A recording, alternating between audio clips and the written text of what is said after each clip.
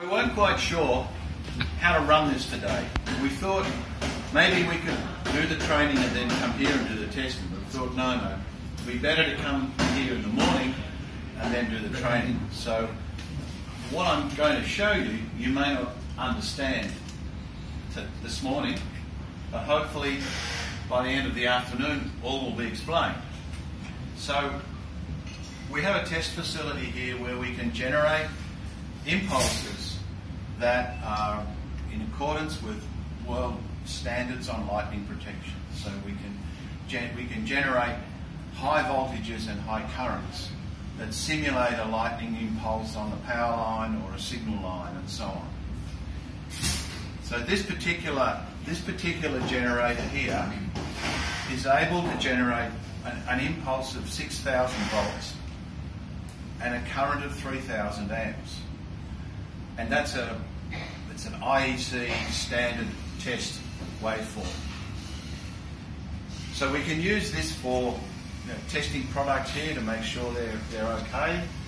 We don't test every product on the surge generator, but we obviously test a selection of products as they go through. In Australia we have some other generators as well, and I'll show you some pictures this afternoon. But with the big generator that we have in Australia, we can generate up to around 60,000 amps. So to give you some idea of what it can do, if we take a coil of wire with 4 turns, around about 4 turns, and we connect it up to the generator, and we put a Coke can in the middle of the 4 turns, and we fire it, we'll completely smash the Coke can like that. And we end up with a crushed Coke can. The other way of crushing a Coke can, of course, is to tread on it, which is a lot quicker and easier, but it's not quite as spectacular as doing it. So this generator here, we're able to generate these standard impulses, and we've been able to use this generator to demonstrate to customers exactly how effectively our products work.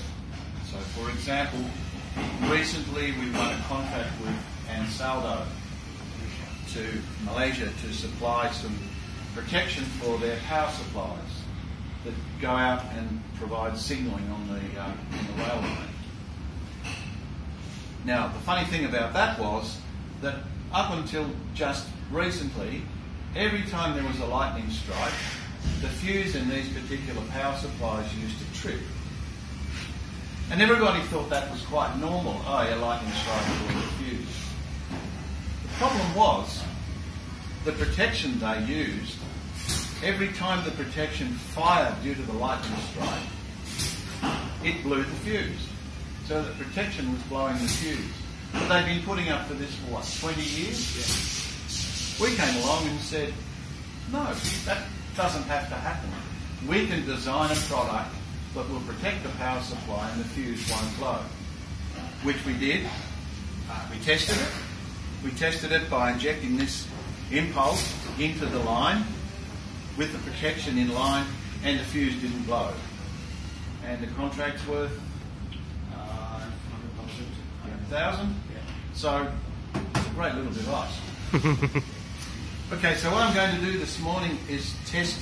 I'm just going to test probably 3 products, that's all, because this afternoon we're going to talk about the difference between surge diverters and surge filters and what the advantages of those surge filters are.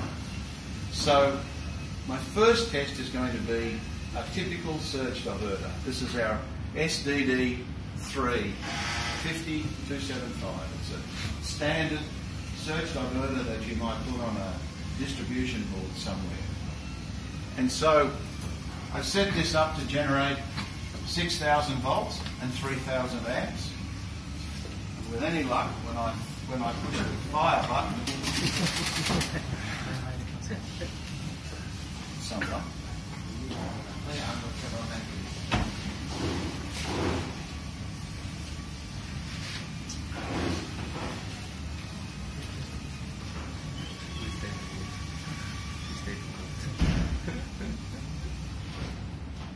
Come on.